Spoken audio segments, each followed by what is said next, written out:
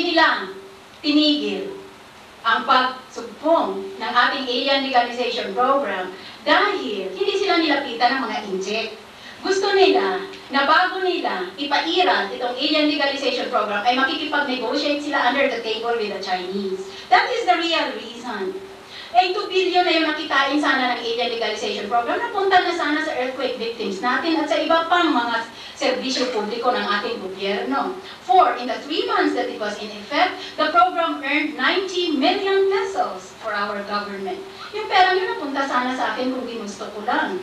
At wala sanang nakakaalam na yung perang kalaking ganyang halaga ay napunta sa akin because remember, I am a UP honor graduate.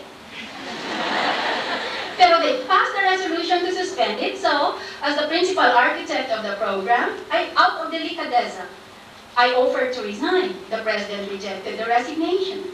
For the second time, I again offered to resign during my confirmation hearings as Secretary of Agrarian Reform, when the Commission on Appointments not only refused to scrutinize my qualifications, in fact humiliated me by turning my confirmation hearings into a platform for airing all manner of lies and artificial anomalies and scandals against me and my family. Sabi nila, corrupt daw ako. Walang naniwala, kaya pati asawa ko sinabina nila dahil corrupt rin raw. Paano maging corrupt siya? UP graduate din siya. At hindi pa sila kontento doon, pati nanay ko, who is already 67 years old, a widow who lives alone in our old house in Iloilo City, who takes in lodgers so that she can support herself, has never in any manner, shape, or form participated or intervened in my governmental functions. They wanted to subpoena my mother so that they could cross-examine her on the alleged ground that because my biodata is so impressive and I did so well in UP, it must necessarily show a biologically genetic defect in the family. In other words, that insanity runs in my family. Nagtangka silang ilagay to plant stories in the media that I had been confined in a mental institution, a charge which has absolutely no relation to reality, and which defies the mandate that it's a sin to tell a lie. I am looking you in the eye. I am telling you I have never been confined in a mental institution or any institution for mental health. But, going along with this scenario of my enemies, assuming that I was confined in an institution, whatever it may have been, wherever it was that I went, I strongly propose that the senators and the congressmen should go there also, for it might help to improve their performance in the Congress. Hindi ko tama yan. Bakit sabihin ng mga kalaban kong, because I continually resign, I should now have my resignation accepted? Nung resign ako ng resign sa gobyerno, ayaw ng Pangulo, and I obeyed her when she ordered me to stay in place. Pero kako, ngayon gusto na ninyong tanggapin ang resignation ko because I'm a UP Law graduate, ayaw ko nang mag-resign. So the President had to offer me another explanation on why I had to be removed from government. Sabi niya, ang isa na paninira ng mga kalaban ko is that my achievement reports in the CID and in the TAR were allegedly based on what they call manipulated statistics.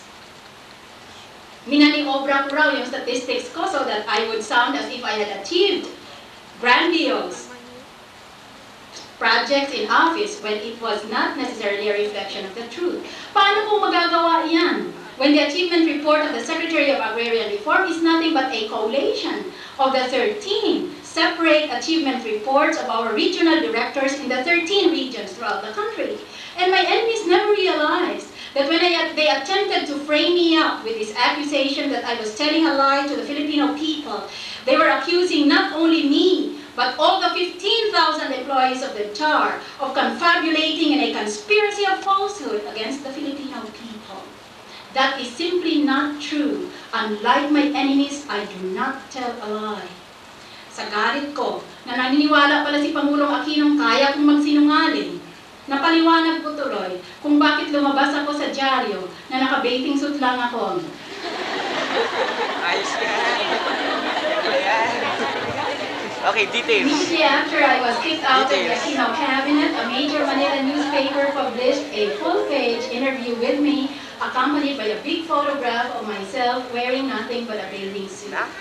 I want to tell you, particularly my sisters in the Portia sorority, for I was a member of this sorority when I was a student here, that picture was used without my knowledge and much less with my consent.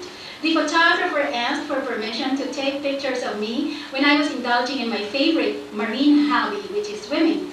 So I requested him categorically to take the pictures only while I was swimming in the water, precisely to avoid trivializing my public office. So pursuant to our agreement, we went to a swimming pool. I jumped into the water. I performed all the tricks that he ordered me to do. Exactly as if I were a trained dolphin. But the picture he used was the one that was taken after the entire proceedings had been terminated and I was already on land. Even so, I am always a great friend and supporter of the free press. And so I made no protest. I charged it all to journalistic freedom. At kako nga, mabuti na nga yung nakita ng taong bayan yung trato kong yon, maski ganyang maraming masakit na pananalita ang inabot ko doon. Dahil dyan, makikita ng taong bayan na pag sinabi ko ang vital statistics ko, totoo. Finally, the President reached the last two but main reasons for my removal from office. One, she said when I asked for evidence, she said her evidence consisted of about 3 lists separately given to her after the last coup d'etat attempt. These were the lists of the people who were supposed to become members of the civilian junta to lead and run the country if she was deposed and government power was transferred to those who authored the coup d'etat. Sabi ng Pangulo, bawat listahan, Miriam, palaging una ang pangalan mo. Gusto ko nang sagutin, natural dahil taga-UP ako. Sino pagtatakbo ng gobyerno o hindi mga taga-UP? But I kept my peace. Because I was outraged, my sense of justice was violated. That my president could be led to believe that a list which has absolutely no indication or any proof of my participation or even with my knowledge or prior approval could be used as so-called evidence of my alleged treason against her.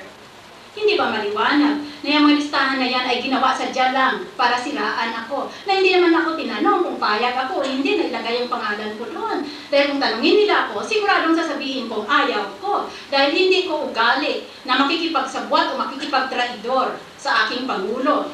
Alam naman ng taong bayan ang mapagkalaban ako, sinasabi ko ng tapatan para we could exchange in a public debate and before the bar of public opinion, the Filipino constituency can determine for themselves who, I or my enemy, is telling the truth.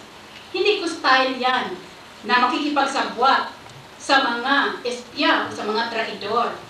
Ang style ko, pag may kalaban ako, hinahamon ko ng suntukan. Hindi ko sinasabi. Sinasabi nila ngayon, sobra daw ang yabang ko. Na lahat na raw ng tao, kinalaban ko. Walang taong Vicenteng gustong maglaban ng kapwa niya. Walang taong may hilig na palagi siyang kontrobersyal o palagi siyang may kalabang pinapapatay pa siya o kaya yung anak niya.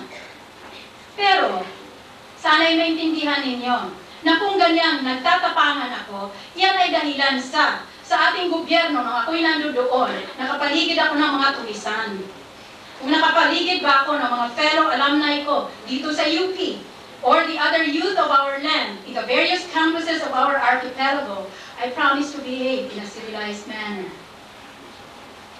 Hindi raw ako dapat manatili sa gobyerno dahil wala akong pakikisama.